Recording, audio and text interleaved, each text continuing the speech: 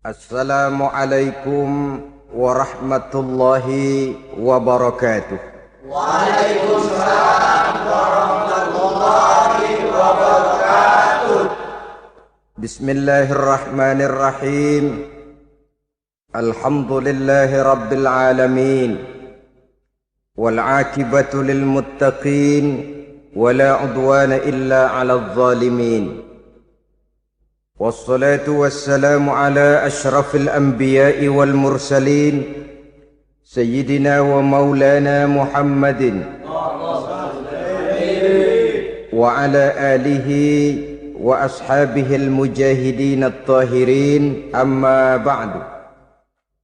Saudara-saudara kaum muslimin rahimakumullah, manusia selalu berusaha untuk mencapai apa yang menjadi cita-citanya di dalam kehidupan ini. Segala daya dan dana, seluruh waktu dan tenaga, segenap kemampuan dan kekuatan dikerahkan untuk mencapai apa yang dicita-citakan. Ada orang yang di dalam berusaha mencapai cita-citanya tetap berpegang teguh kepada kaidah dan norma-norma yang harus dipatuhinya, baik itu norma-norma kehidupan bermasyarakat, berbangsa dan bernegara, lebih-lebih lagi itu menyangkut norma-norma kehidupan beragama.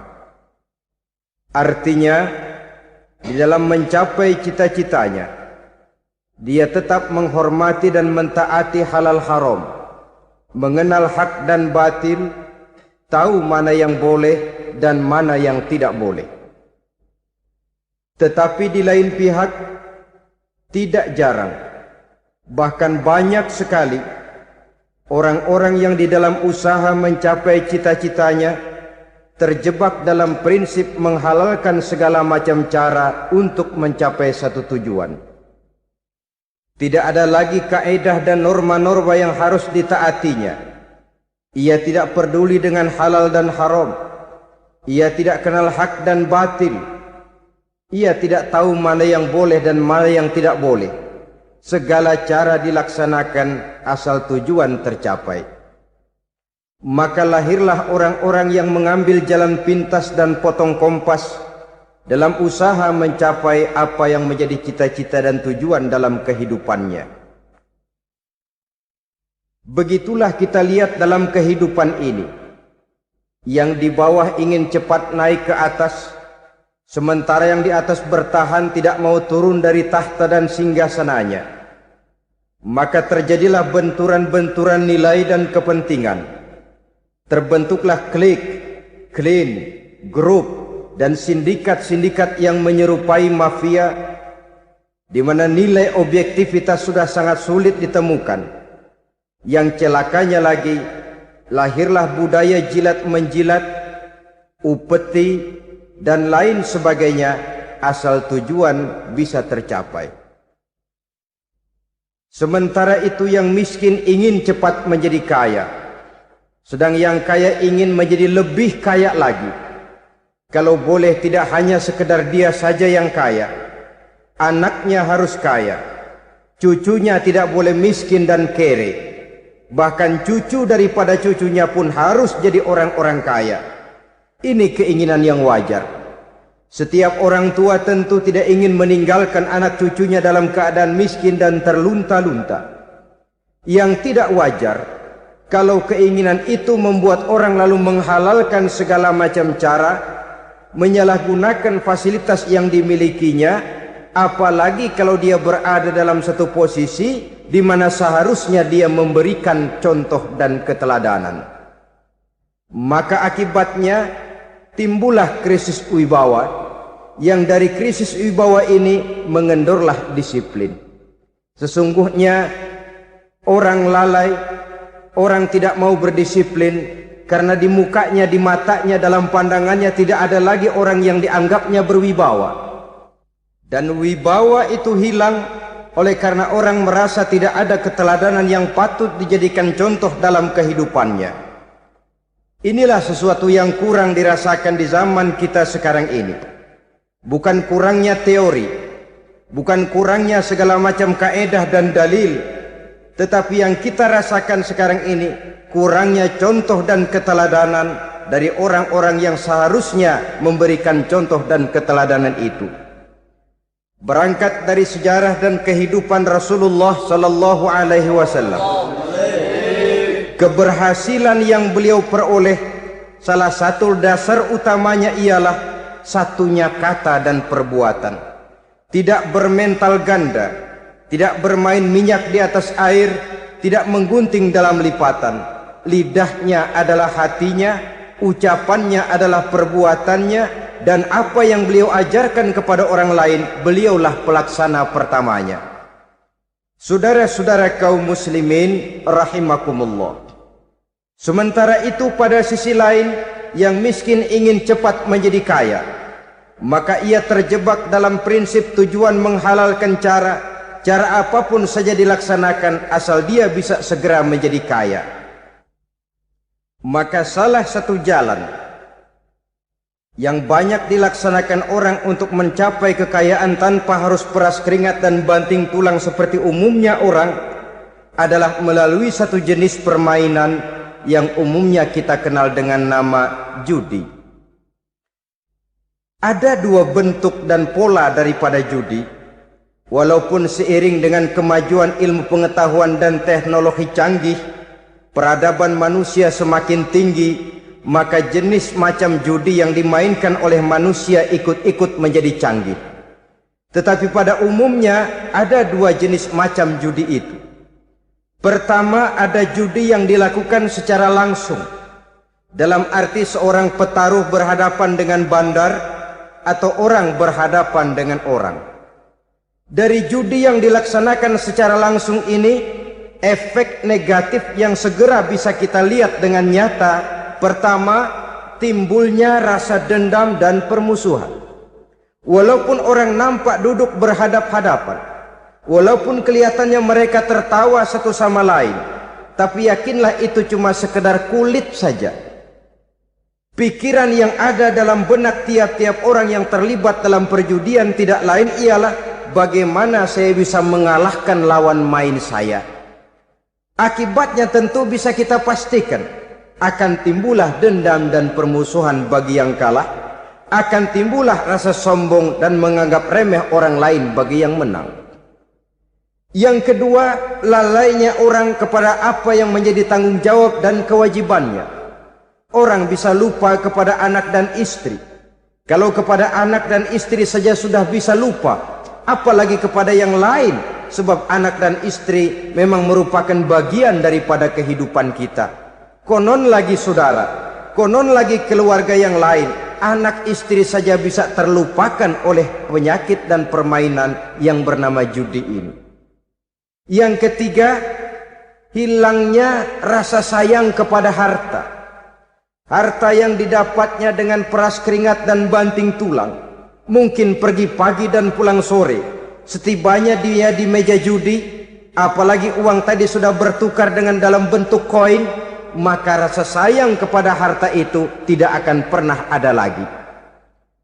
Tetapi saudara-saudara, bagaimanapun juga, judi dalam artian langsung semacam ini hanya melibatkan orang-orang tertentu. Artinya selektif. Ada judi yang lebih berbahaya daripada jenis ini, perjudian massal. Taruhlah roulette dan kasino itu judi. Tetapi judi jenis roulette dan kasino ini bahayanya hanya untuk orang-orang tertentu yang memang sudah mapan, kelompok elit. Masa iya bocah angon di kampung main roulette? Apa ia yang tinggal di pinggir kali kenal kasino? Ya entahlah kalau kasino Prambos ya. Dari judi massal semacam ini lahirlah penyakit yang dinamakan tulul amal. Tulul amal, orang yang terlalu panjang angan-angan. Bukan tidak boleh orang bercita-cita, sebab cita-cita itu perlu. Katanya manusia tidak makan masih bisa hidup 1 bulan lebih. Manusia tidak minum masih bisa hidup 3 hari lebih. Tapi manusia tidak punya cita-cita 1 jam pun dia tidak akan bisa hidup. Karena faktor yang membuat kita bergairah menghadapi kehidupan, faktor yang mendorong kita untuk tetap berusaha dan tegar menghadapi resiko, karena adanya cita-cita di dalam kehidupan kita. Tetapi cita-cita tanpa direalisir dengan usaha, cita-cita yang tidak berangkat dari kemampuan yang ada, pada akhirnya hanya akan merupakan cita-cita yang mengawang, tidak akan terwujud dalam kenyataan, dan akan membentuk manusia menjadi orang yang tulul amal, panjang angan-angan, terlalu muluk keinginan, tidak berangkat dari kemampuan dan kesanggupan yang ada pada dirinya sendiri. Maka penyakit inilah yang telah menghasilkan dan melahirkan penghayal-penghayal kelas berat, tukang-tukang ngelamun kelas tinggi yang hidup di angkasa luar. Dan sejarah belum pernah mencatat ada orang menjadi kaya karena judi, itu belum pernah. Saudara lihat saja orang kaya yang namanya Adnan Khashoggi, orang kaya yang namanya Henry Ford, orang kaya yang namanya Aristotle Onassis, orang kaya yang namanya David Rockefeller. Itu seluruhnya menjadi kaya bukan karena mereka terlibat dalam perjudian, tapi karena kerja keras, peras keringat, banting tulang. Dan itu dimulai sejak mereka masih remaja. Sehingga memang ada pepatah, ini baik sekali saya kira. Berpikirlah kamu di waktu pagi, bekerjalah kamu di waktu siang, makanlah di waktu sore, dan tidurlah di waktu malam. Berpikir di waktu pagi artinya belajar di kala muda. Bekerjalah di waktu siang artinya amalkan ilmu itu kalau sudah dewasa. Makanlah di waktu sore, hari tua nanti tinggal menikmati hasilnya. Tidurlah di waktu malam, maksudnya kalau mati, matilah dengan tenang. Logikanya berkaitan. Kalau pagi kita tidak mau berpikir, nanti siang kita tidak akan bisa bekerja. Kalau siang kita tidak mau bekerja, nanti sore makan apa? Kalau sore kita tidak makan, alamat malam tidak bisa tidur. Itu logika. Kalau di kala remaja dan muda kita hanya santai saja, maka hari dewasa kita akan menghadapi hidup ini dengan penuh kebingungan. Kalau hari dewasa penuh dengan kebingungan, alamat hari tua terlunta-lunta. Kalau hari tua terlunta-lunta, kita tidak akan bisa mati dengan tenang meninggalkan alam fana ini. Saudara-saudara kaum muslimin rahimakumullah. Sehingga ada pepatah mengatakan, many a great man start as a newspaper boy, katanya. Banyak orang besar yang mulai pekerjaannya dengan menjual koran. Artinya berangkat dari A. Banyak pengusaha mobil yang memulai pekerjaannya dari tukang cuci mobil, tapi lalu bertahap dan tegar menghadapi kenyataan, sehingga proses demi proses dia hadapi dengan tegar, dengan tabah, dengan sabar, dengan ulet, sampai kepada membuahkan hasil. Kita ingin pintas, kayaknya mau, usahanya tidak mau, senengnya mau, peras keringatnya tidak mau. Ini tentunya akan melahirkan kontradiksi di dalam kehidupan. Maka dari jenis perjudian massal semacam ini, lahirlah penyakit tulul amal, panjang angan-angan, terlalu muluk cita-cita. Bayangkan saja, kalau ini terjadi secara massal, menimpa nasib rakyat kita di pedesaan yang jauh dari keramaian. Tiap hari mereka didina-bobokkan oleh gambaran tentang akan diperolehnya uang dalam jumlah yang banyak, dengan angka nol yang berentet. Tiap hari mereka melihat angka-angka itu. Mereka lambat laun akan terseret dalam arus tulul amal ini. panjang angan-angan, muluk cita-cita hanya dengan mengandalkan meja perjudian. Akibatnya timbul penyakit yang kedua, yang ketiga, yaitu malas berusaha. Orang kalau sudah terlalu asik berkhayal, menghitung bintang di langit, malas berusaha. Kalau ada temannya kerja jadi buruh kasar, bawa hasil yang merupakan jerih payah dan peras keringat dia, satu minggu bergaji 10-15 ribu, diketawain. Apaan gaji lu 10 ribu 15 ribu, entar gua nih kalau ketembus 100 juta entar. Yang 10 ribu dan 15 ribu keringat orang itu dihina, itu dicela. Tetapi dia selalu menghitung, entar nih gua. Entarnya wallahu a'lam. Saudara hadirin yang saya muliakan, timbullah sikap malas. Padahal di tengah negara sedang membangun di berbagai bidang kehidupan. Maka sifat malas ini merupakan musuh kita. Baik mengejar kemiskinan, baik mengejar kebodohan dan keterbelakangan kita di sektor-sektor lainnya. Alangkah akan terganggunya roda pembangunan di negara kita ini jikalau sebagian besar rakyat dihinggapi oleh penyakit malas, yang malas ini dilatar belakangi oleh penyakit tulul amal, terlalu muluk angan-angan, yang angan-angan ini dininabobokan oleh keinginan untuk mendapatkan untung yang besar tanpa peras keringat dan banting tulang. Sasaran yang lebih jauh, dan ini yang paling kita khawatirkan, hancurnya kubu-kubu pertahanan moral daripada bangsa kita. Kita sependapat bahwa lebih penting daripada membangun jembatan adalah membangun manusia yang membangun jembatan. Bahwa lebih penting daripada mengaspal jalan raya adalah membangun mental manusia yang melaksanakan pengaspalan itu. Dengan kata lain, membangun dan mempersiapkan manusia pembangunan. Tanpa itu, maka saya merasa khawatir kalau nanti kita tidak akan sampai kepada target yang kita harapkan oleh karena kandas di tengah jalan. Saudara-saudara kaum muslimin rahimakumullah, Islam sebagai agama yang mengajarkan manusia untuk berusaha dan mengeluarkan segala kemampuan untuk melaksanakan segala usahanya itu, sangat membenci sifat malas, sangat membenci sifat tulul amal atau panjang angan-angan. Dan oleh karena judi melahirkan dua sifat itu, Islam sangat menganjurkan pengikutnya untuk menjauhi segala macam jenis perjudian, baik yang terang-terangan maupun yang dilakukan secara samar-samar, tidak ketara, judi canggih sesuai dengan canggihnya teknologi daripada manusia itu sendiri.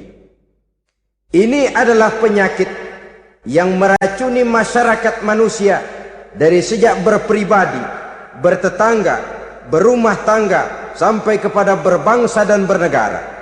Dan kasus-kasus yang timbul sudah cukup banyak, yang tidak mungkin lagi kita katakan hanya sekedar bersifat kasuistis, bersifat kasus-kasus kecil saja. Sebelum riaknya naik ke permukaan, marilah kita membuat benteng untuk masing-masing pribadi muslim memelihara dan menjaga diri, jangan terseret dalam permainan yang bernama judi, apapun bentuknya, bagaimanapun cara dan ragamnya. Karena jelas bahayanya lebih besar daripada manfaatnya. Taruhlah kita barangkali kemarin-marin hanyut dalam arus perjudian, tetapi hendaknya kita bisa mengambil pelajaran bahwa seorang mukmin adalah seorang yang apabila dia melakukan kesalahan, dia segera sadar, dijadikannya pelajaran untuk tidak diulanginya lagi pada masa-masa yang akan datang. Dengan sikap semacam itu, kita tidak lagi akan mengulangi kesalahan-kesalahan lama, dan grafik kehidupan kita dari hari ke hari akan makin menunjukkan hal-hal yang baik dan positif adanya. Saudara-saudara kaum muslimin rahimakumullah. Kalau ABRI masuk desa, rakyat beruntung. Kalau jaksa masuk desa, rakyat bahagia. Kalau koran masuk desa, rakyat ikut jadi cerdas. Tapi kalau judi masuk desa, rakyat kiamat. Pembangunan akan terbengkalai. Roda perekonomian akan lesu. Karena mestinya orang membelanjakan uang untuk sesuatu yang dia perlukan. Akhirnya dia belanjakan untuk sesuatu yang dia tidak perlukan. Karena gambaran, khayalan akan mendapat keuntungan yang jauh lebih besar lagi. Padahal istilah orang-orang tua kita dulu, lebih baik makan singkong betulan daripada makan roti ngimpi. Artinya uang yang 1.000-2.000 rupiah itu lebih baik dibelikan beras, dimasak, makan bersama anak dan istri, terasa nikmat dan halalnya, ketimbang beli kertas lalu ngelamun, menghayal, menghitung yang bukan-bukan. Itu kertas dibolak madep mulon, dibolak madep mudik, diputar sana, diputar sini, akhirnya palanya ikut muter. Kira-kira apa yang cocok? Masih belum puas, kertas dilihat, orang gila ditanyain. Sudah tahu waras, orang gila yang ditanya. Masih belum puas, nanya orang gila, tidur di kuburan. Allahu Akbar. Padahal di rumahnya tempat tidurnya empuk, anget, nggak ada nyamuk. Kuburan, tidur di kuburan. Dampak-dampak negatif yang semacam ini pada gilirannya mau atau tidak mau akan menyeberang kepada garis akidah, membahayakan dan mengancam nilai-nilai tauhid yang kita miliki. Sudah kertas dibolak-balik tidak puas, orang gila ditanya. Orang gila ditanya belum maram, tidur di kuburan. Barangkali ada bisikan.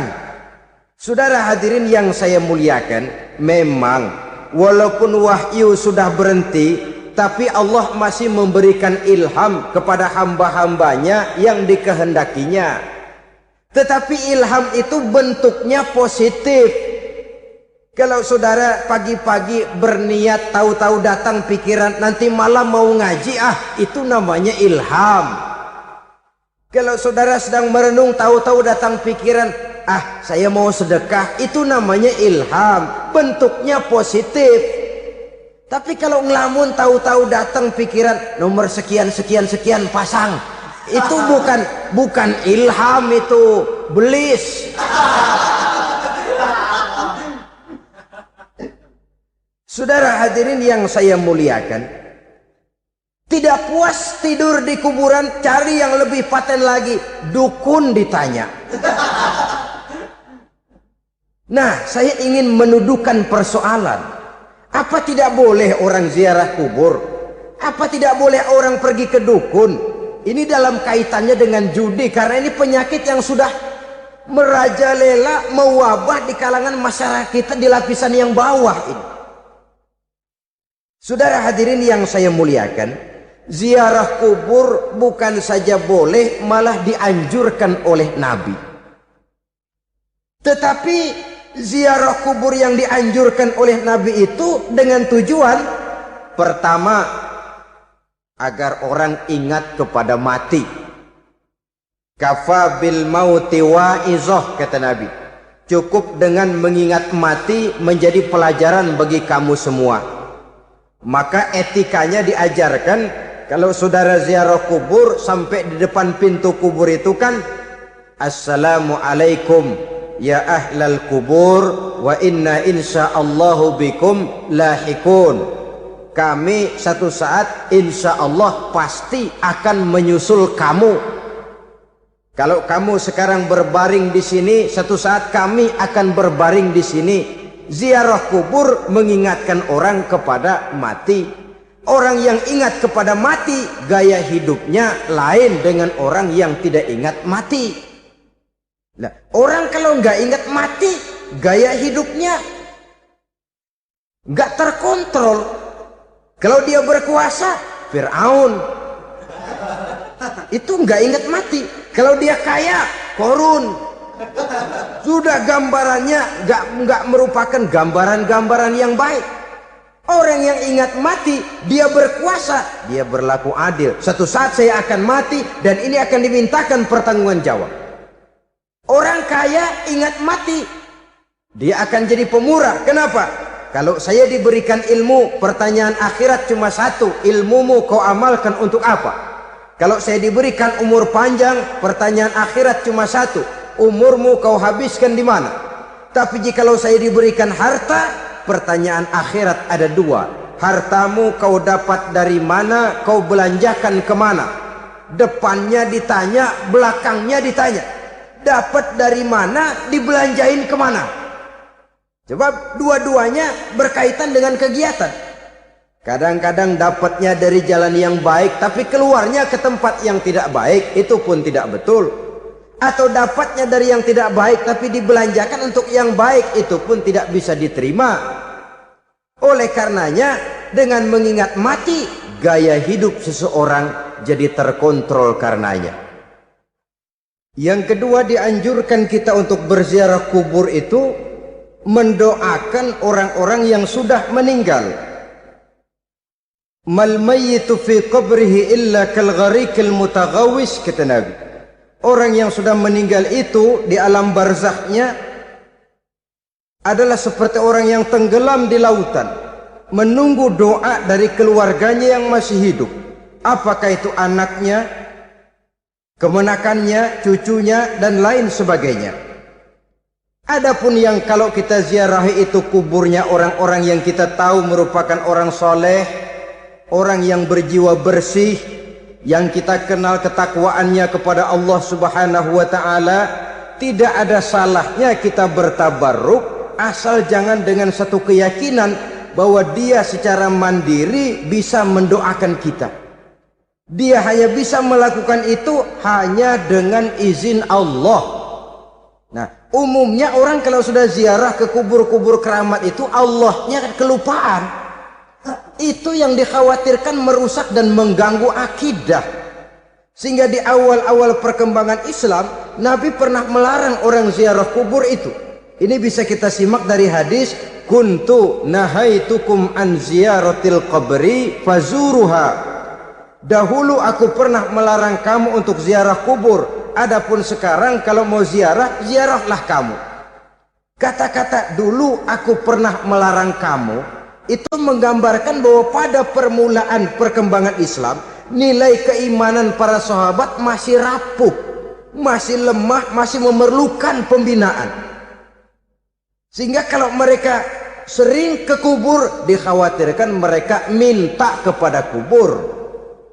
Nah, tetapi tatkala nilai keimanannya sudah mapan, sudah kuat, kata Rasul, fazuruha. Adapun sekarang kalau mau pergi berziarah, ziarahlah kamu. Saudara hadirin yang saya muliakan, jadi jangan melupakan Allah. Saya bisa saja berkata, kalau saya misalnya pakai cincin, lalu saya bilang, saya sejak pakai cincin ini, jangan anak gadis, nenek-nenek ngelihat saya lemes. Atau sejak pakai cincin ini, dagangan laris bener. Cincin itu yang menggelincirkan akidah. Untuk tidak tergelincir, orang harus tidak melupakan Allah. Dia bisa berkata, alhamdulillah, Allah memberikan keistimewaan kepada batu cincin saya. Batu cincinnya tidak apa-apa, Allah yang memberikan keistimewaan. Ini dalam bentuk yang langsung. Dalam bentuk yang tidak langsung kita bisa lihat, misalnya kalau petani ditanya, oh ini bisa panen besar ini rahasianya apa? Pak, oh pupuk urea, pupuk urea. Nah, Allah nomor 16. Seorang petani yang baik keimanannya, dia akan berkata, kami bisa panen besar karena izin Allah.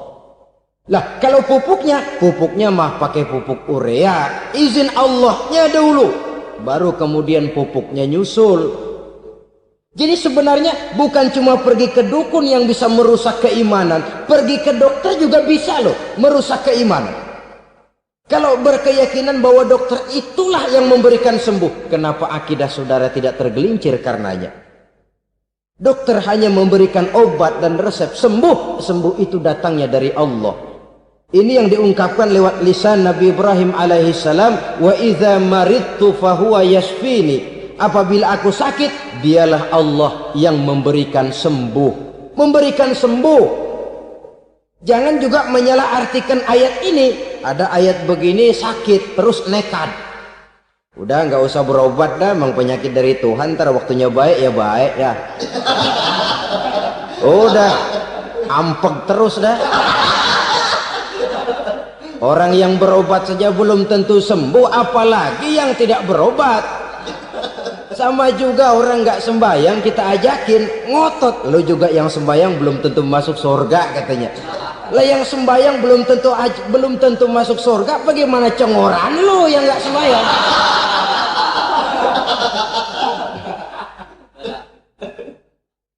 Saudara hadirin yang saya muliakan, kaum muslimin yang berbahagia. Jadi dengan demikian, maka jangan menghilangkan Allah. Kita, ajaran pokok dalam Islam adalah ajaran tentang tauhid. Nah, tauhid ini menyangkut mengesahkan Allah, baik di dalam zatnya, baik di dalam sifatnya, baik di dalam perbuatannya, baik di dalam beribadah kepadanya. Tauhid dalam ibadah itu ada.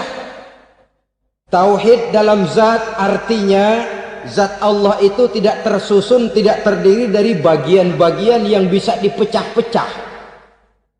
Ya seperti kita ini kan ada kepala, ada kaki, ada tangan. Allah tidak tersusun zatnya dari bagian-bagian. Esa zatnya tidak bisa dibagi-bagi. Esa sifatnya artinya Allah itu sifatnya tidak pernah berubah.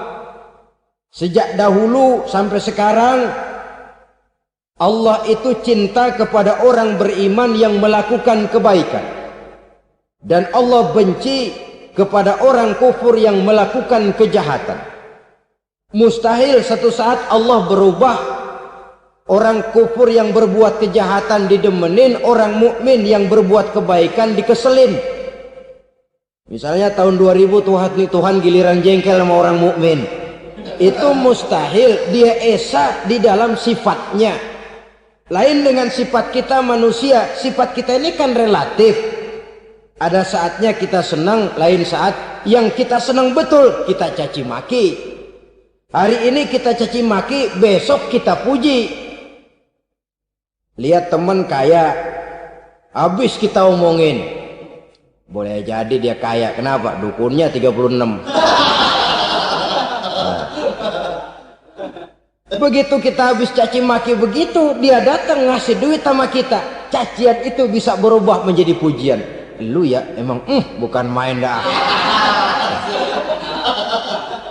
Sifat kita itu relatif, bisa terpengaruh oleh situasi dan kondisi.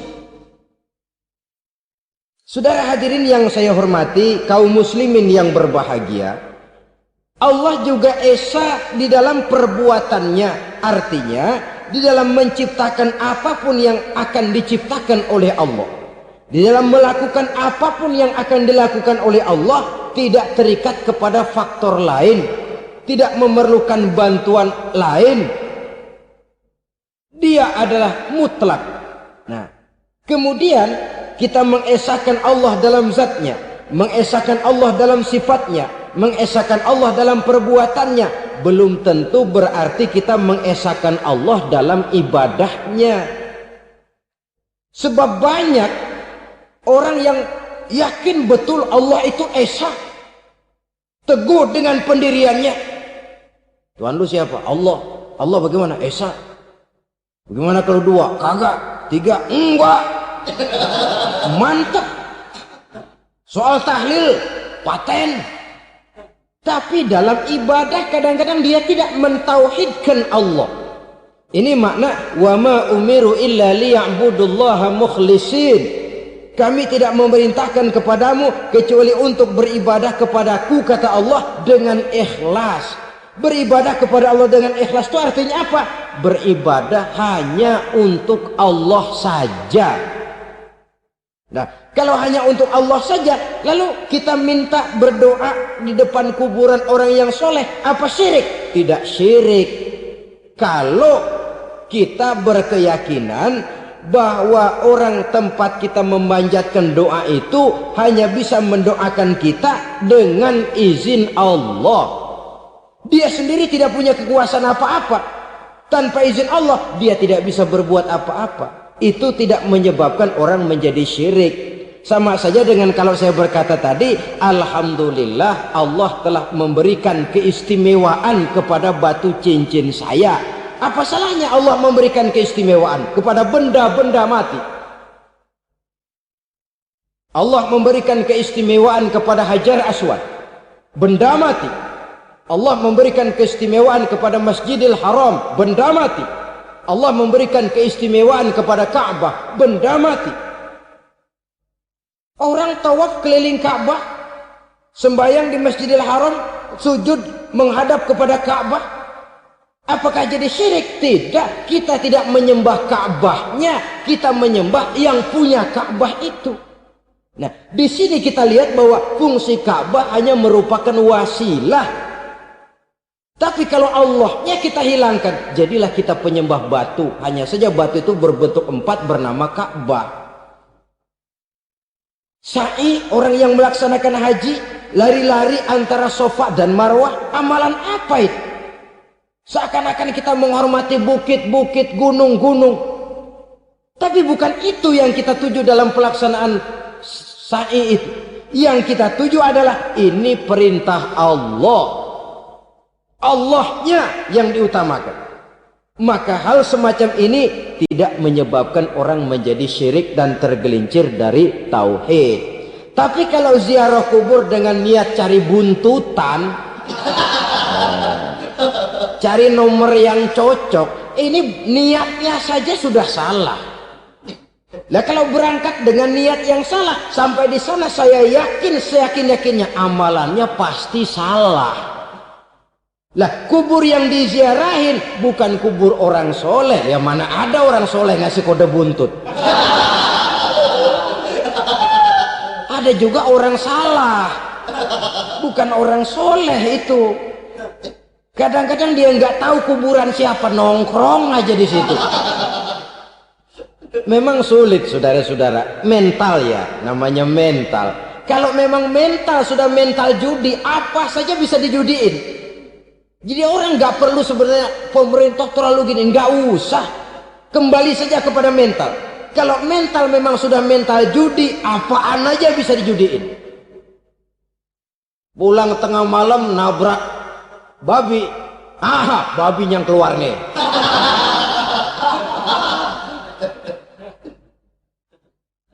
Mobil lewat nomornya bisa dijudiin, bajai lewat bajai bisa dijudiin. Mental, kalau memang mental sudah mental judi, apapun saja bisa dijudikan. Saudara hadirin yang saya muliakan, lalu bagaimana dengan dukun? Ya, saudara hadirin, pergi ke dukun hakikatnya sama dengan pergi ke dokter. Orang berusaha melaksanakan yang namanya syariat, hakikatnya kembalikan kepada Allah. Syariatnya kita laksanakan. Tetapi, nah ini tetapi, yang pertama saudara harus tahu betul dukunnya itu bayang apa enggak, agamanya kuat apa enggak. Sebab ya tentu tidak ada dukun yang jelek, karena pada umumnya penyakit dukun itu kan nyohor, iklan lewat koleha-kolehanya. Kita bisul kecil datang, kata dukun, ini si kecil kemarin bisul kayak kelapa 5 menit baik.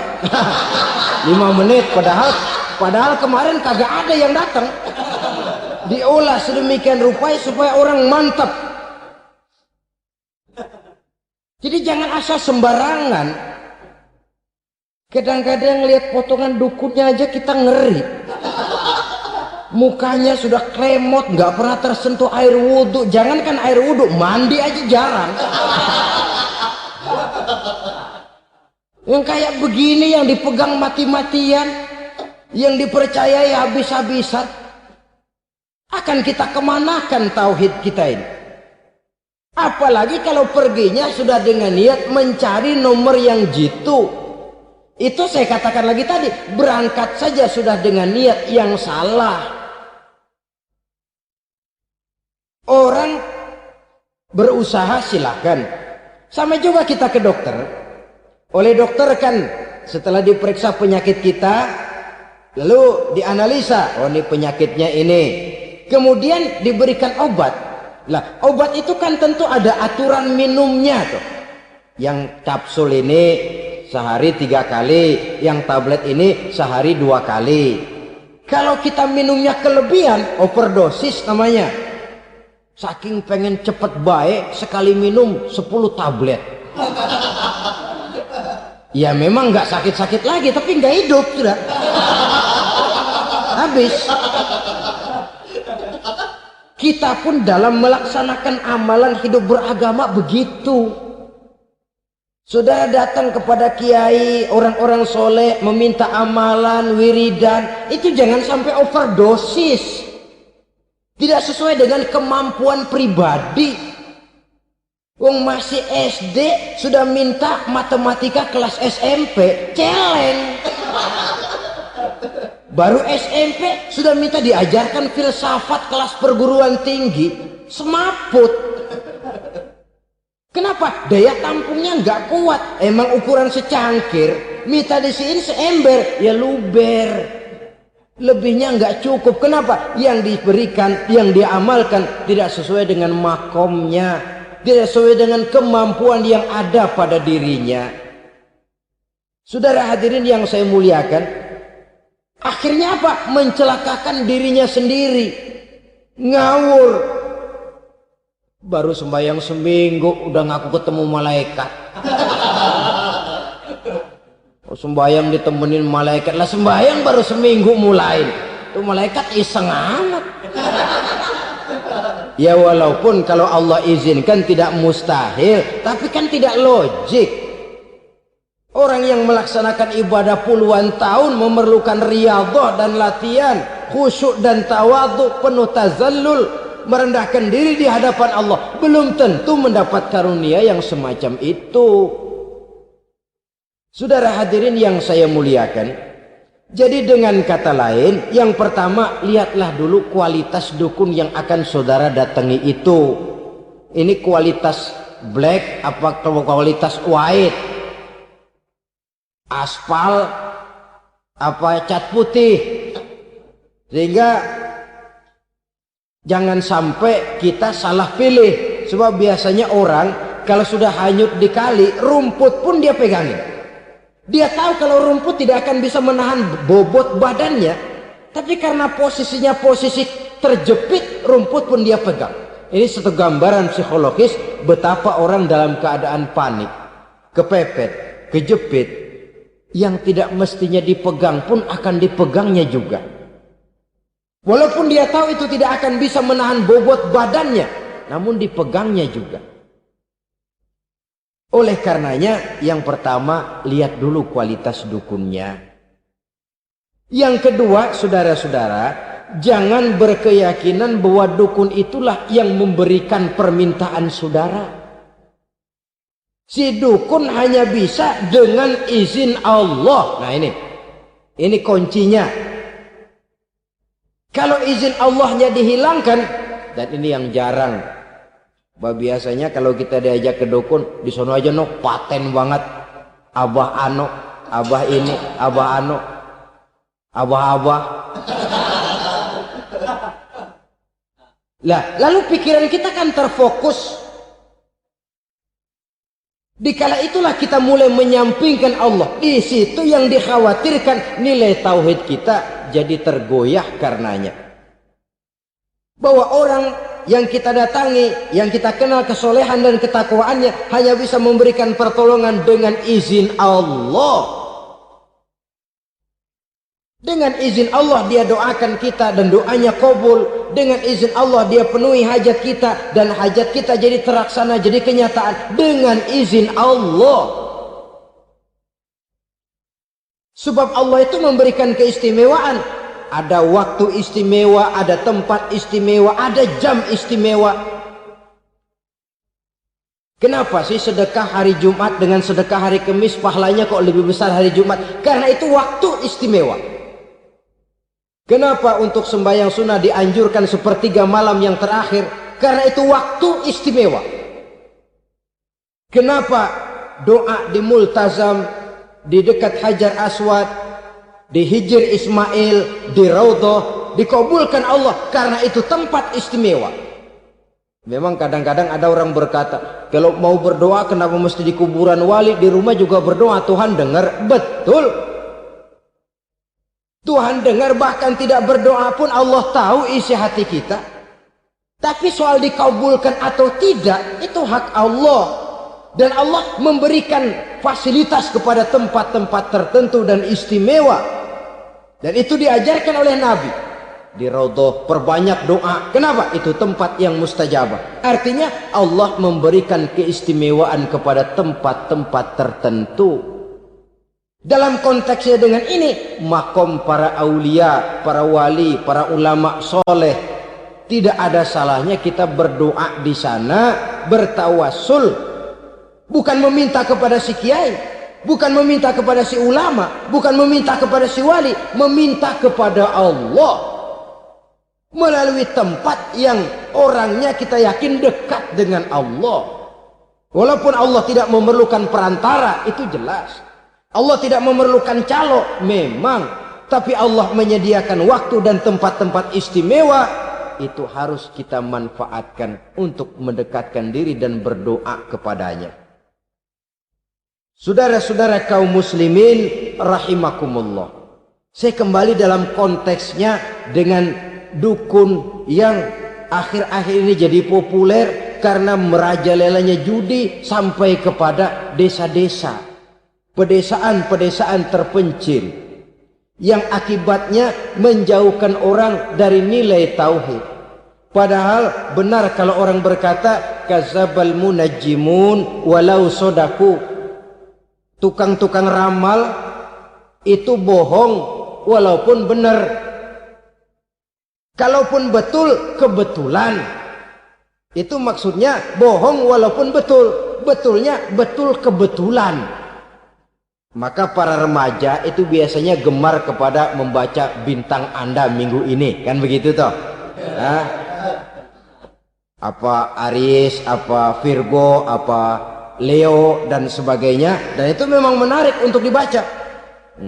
Rezeki sebelah kulon, asmara anget. Saudara hadirin, hal yang semacam ini boleh saja untuk dibaca, tapi tidak untuk diyakini kebenarannya. Boleh saja untuk dibaca, tapi tidak untuk diyakini kebenarannya. Karena meyakini kebenarannya sama saja dengan mendahului Allah. Dan itu bisa menggelincirkan nilai-nilai tauhid kita. Tauhid dalam ibadah saya katakan tadi, menyembah hanya kepada Allah. Bermohon hanya kepada Allah dengan menggunakan fasilitas-fasilitas yang disediakan oleh Allah, baik berupa waktu maupun tempat-tempat tertentu. Dan orang-orang, ya, kalau waktu dan tempat saja ada yang diberikan keistimewaan oleh Allah, padahal tempat itu benda mati, apalagi manusia yang merupakan makhluk hidup. Saudara hadirin yang saya muliakan, saudara-saudara kaum muslimin yang berbahagia, sehingga dengan demikian kita tetap menjaga nilai-nilai akidah. Dan dengan ini syariat kita laksanakan tanpa membuang hakikat. Sebab hakikat tanpa syariat itu kosong. Syariat tanpa hakikat juga tidak ada tujuan. Yang penting hati bersih, nggak sembahyang nggak apa-apa. Mana bisa begitu, Mas? Kalau memang hati bersih nggak usah sembahyang nggak apa-apa. Nabi Muhammad dulu berhenti dong sembahyang. Sebab beliau orang yang hatinya paling bersih. Nah, orang yang hatinya paling bersih saja sembahyang yang nggak berhenti, masa kita lalu mau berhenti? Yang penting kan kita bisa dekat dengan Allah melalui perasaan, banyak-banyak ingat. Apa itu sembahyang? Macam-macam. Itu hakikat saja tanpa syariat, ya tidak bisa. Syariat saja tanpa hakikat juga gerak lahir yang tanpa roh namanya. Kita melakukan sholat tapi kita tidak tahu untuk apa kita sholat dan kenapa kita sholat dan siapa yang kita sembah di dalam kita sholat. Sehingga dengan demikian keduanya tidak bisa terpisahkan satu sama lain. Seperti halnya kulit dan isi. Barangkali pernah saya ingatkan, kulit penting, isi pun juga penting. Hakikat penting, syariat juga penting. Dan kita jangan salah mengartikan, terjebak dalam ucapan-ucapan yang masih memerlukan penafsiran, sehingga lalu kita cenderung mendiskreditkan dan menjelekkan para wali. Misalnya ada ucapannya Syekh Abdul Qadir Jailani yang berkata begini, barang siapa yang masuk ke rumahku lalu ia memakan makananku, maka ia akan masuk surga. Ini kalau ucapan ini dipahami secara apa adanya, ya jelas orang bisa tergelincir. Tapi kalau ditafsirkan secara betul, siapa yang masuk ke dalam rumahku? Di mana rumah Syekh Abdul Qadir? Di mana umumnya rumah para wali? Di masjid. Jadi siapa yang masuk ke dalam rumahku? Masjid. Lah kalau sudah di dalam masjid, makanannya apa? Getuk. Tentu saja tidak. Kalau sudah di masjid itu ya makanannya ya wirid, zikir, tahajud, baca Quran, paling kurang iktikaf. Jadi siapa yang masuk ke masjid lalu dia sujud, wirid, zikir, ya jelas saja surga. Jangan membaca ucapan ini lantas rame-rame nyari bekas rumah Syekh Abdul Qadir. Rame-rame masuk ya rumah kecil. Saudara hadirin, kita terlalu terpaku kepada materi ucapan dan melupakan filsafat daripada ucapan itu sendiri. Dalam kondisi yang sedemikian, sangat boleh jadi orang lalu tergelincir karenanya. Oleh karena itulah saudara-saudara, saya kembali kepada satu prinsip. Bahwa sebenarnya dengan tidak perlu menyalahkan pihak-pihak lain, mari kita kembali kepada sikap mental kita sebagai muslim. Kalau mental memang sudah mental penjudi, apapun bisa dijudikan. Tapi kalau mental itu tidak ada, walaupun di kiri kanan dan depan belakang banyak dibuka tempat-tempat perjudian, saya yakin kita akan mampu menahan dan menjaga diri. Sikap mental inilah yang memerlukan pembinaan dari kita semua. Sehingga dengan demikian kita akan menjadi pribadi-pribadi yang bisa bertahan dari segala gempuran-gempuran yang datang dari luar karena adanya prinsip ketahanan mental itu tadi. Sekali lagi saya ingatkan bahwa judi selamanya tidak akan pernah mendatangkan kebahagiaan. Judi tidak akan membuat orang menjadi kaya. Judi tidak akan membuat orang makin akrab berteman dan bersaudara. Yang jelas, judi melahirkan permusuhan dan dendam, membangkitkan rasa malas, memulukan angan-angan tanpa mau peras keringat dan banting tulang, melalaikan orang dari tanggung jawab dan kewajibannya, membuat ia lupa kepada anak, istri dan seluruh keluarganya, dan pada akhirnya dia akan terjebak dalam satu permainan yang makin menjauhkan dia dari proses kesadarannya sebagai manusia.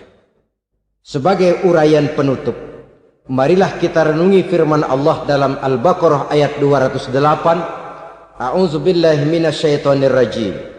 Ya ayyuhalladzina amanu dukhulu fis silmi kafah wa la tattabi'u khutuwatis syaitan innahu lakum aduwwum mubin. Hai orang-orang yang beriman, masuklah kamu ke dalam keselamatan. Masuklah kamu ke dalam Islam secara keseluruhan. Jangan kamu mengikuti jejak-jejak setan, karena setan adalah musuhmu yang nyata dan jelas. Judi termasuk jejak-jejak yang ditinggalkan oleh setan untuk diikuti oleh kita, agar kita mendapatkan kesengsaraan baik di dunia, lebih-lebih di akhirat nanti. Semoga Allah selamatkan kita, Allah selamatkan seluruh bangsa kita dari penyakit-penyakit judi yang melahirkan efek-efek negatif dalam kehidupan. Terima kasih atas perhatian saudara. Mohon maaf atas segala kekurangan. Usikum wa nafsi bitaqwallah. Wassalamualaikum warahmatullahi wabarakatuh.